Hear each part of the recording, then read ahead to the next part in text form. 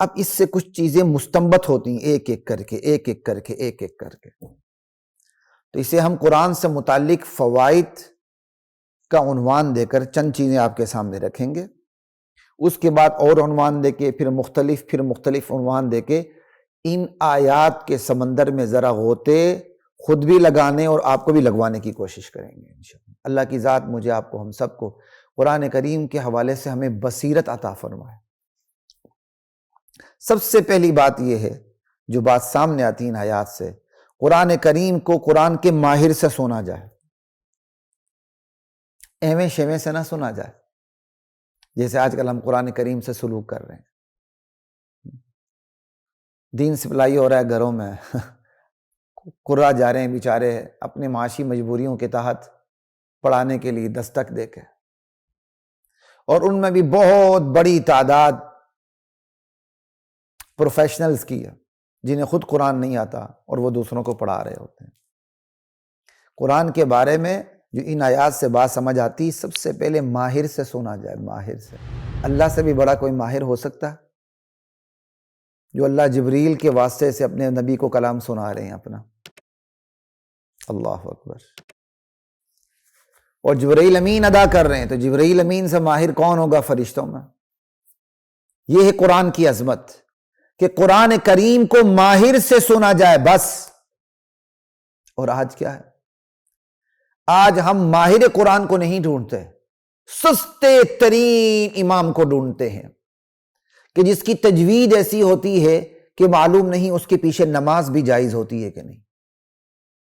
ہماری پریفرنس یہ ہوتی ہے چاہے وہ کمارا ہو، ہٹا کٹا سنڈا ہو، لیکن اکیلا رہے، بچوں کے ساتھ اس کا اختلاط ہو، ہماری بچیوں کو بھی وہ پڑھائے، اس کی کوئی کوالیفیکیشن نہ ہو۔ سب سے بڑی کوالیفیکیشن یہی ہے کہ بس اس کے ہاتھ میں سپیکر دے دیا جائے، مسجد والوں سے تنخواہ ملے بھی نہ ملے تو کوئی پرواہ نہیں، مسجد کے ایک کمرے میں رہے، کس کے ساتھ خلوت میں رہتا ہے، جلوت میں رہتا ہے، کوئی پرواہ نہیں۔ پھر بڑے بڑے بلنڈرز ہوتے ہیں تو پورے دینداروں کو بدنام کیا جاتا ہے۔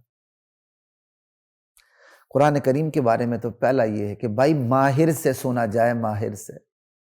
جائیں آپ ان مساجد میں جہاں واقعی قاری امام ہوتا ہے، اس کے پیچھے قرآن پڑھتے ہوئے مزہ آتا ہے، مزہ، لطف آتا ہے، معنی سمجھ میں آئے نہ آئے اس کے اثرات دل پر پڑ رہے ہوتے ہیں، نقش ہو رہے ہوتے ہیں، اور بندے رو رہے ہوتے ہیں اس کے پیچھے نماز پڑھتے ہوئے۔ لا الہ الا اللہ۔ اور جہاں قرآن ہی غلط پڑھا جائے، تجوید کی ٹانگیں توڑ دی جائیں، تو کیا اثرات مرتب ہوں گے؟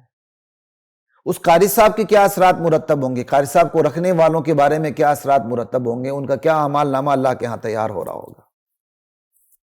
تو سب سے پہلی بات یہ ہے قرآن کریم کو ماہر سے سنا جائے، ایک۔ اور دوسری بات، قرآن کریم کو ماہر سے سمجھا جائے، جو قرآن کریم کو سمجھانے کا ملکہ رکھتا ہو، جس کا تخصص ہو، اسپیشلائزیشن ہو، ماہر سے سمجھا جائے۔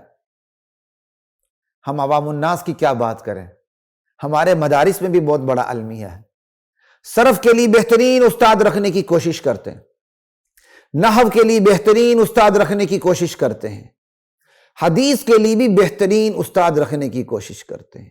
قرآن کریم کیف متفق کسی بھی استاد کو دے دیتے ہیں، جس کا نتیجہ یہ ہوتا ہے کہ وہ مولوی اور عالم بننے کے بعد بھی زبان سے تو نہیں، بہت بڑی تعداد کو عملاً قرآن سے بیر ہوتا ہے، عداوت ہوتی ہے، وہ قرآن کی آیات کو سننا نہیں چاہتا۔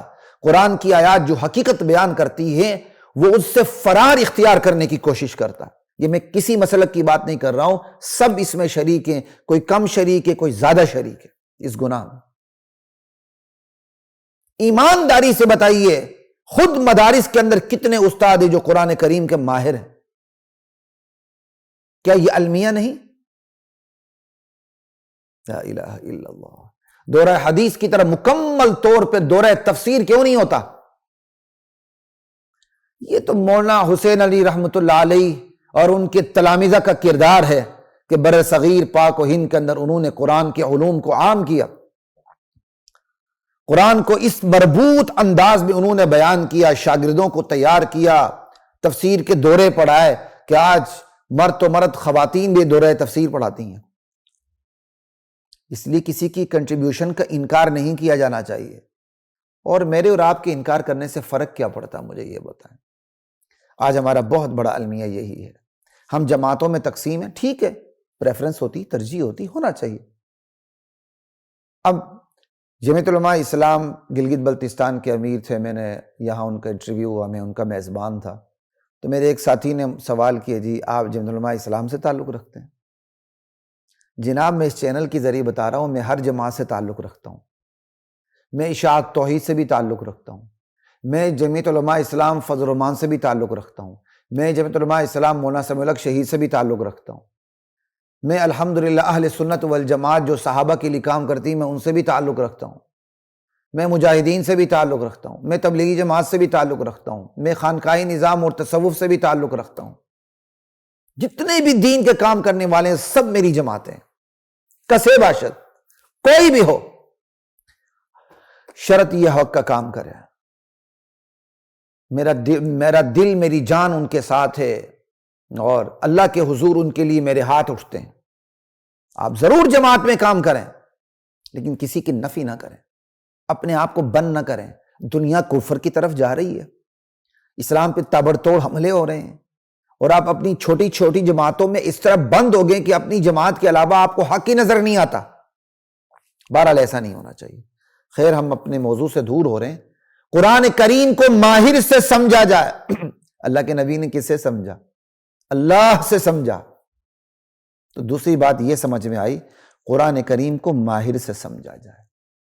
اگر آپ کسی ادارے میں پڑھ رہے ہیں، وہاں ماہر قرآن نہیں ہے، چھٹیوں میں آپ تلاش کریں، جہاں بہترین دورہ تفسیر ہوتا ہے وہاں جا کے دورہ تفسیر پڑھیں، نہ لیں ان کے فروعی خیالات کو، کوئی فرق نہیں پڑتا۔ فروعی مسائل بڑھیں، کیا خود احناف کے اندر فروعی مسائل میں باہم اختلاف نہیں ہے؟ کیا فرق پڑتا ہے؟ ڈرنا نہیں چاہیے۔ استاد روکتے ہیں، روکتے کیوں؟ ہم تو کسی کو نہیں روکتے۔ ہمارا شاگرد جہاں مرضی جا کے دورہ تفسیر پڑھے، بھلے شرط یہ کہ وہ اہل حق میں سے اہل حق کی کسی بھی شاخ سے تعلق رکھتے ہوں، ہمیں تو کوئی ڈر نہیں لگتا۔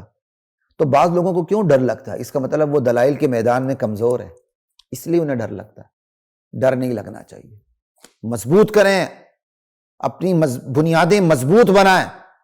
میری قبر میں نہ استاد آئے گا، نہ شاگرد آئے گا، نہ کوئی اور آئے گا۔ میری قبر میں میرے اعمال ہوں گے، میرے اپنے نظریات ہوں گے۔ اس لیے اس سلسلے میں بالکل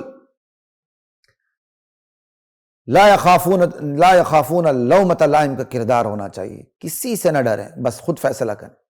ماہر سے قرآن کریم کو پڑھیں۔ دو باتیں ہو گئیں، ماہر سے سننا، ماہر سے سمجھنا۔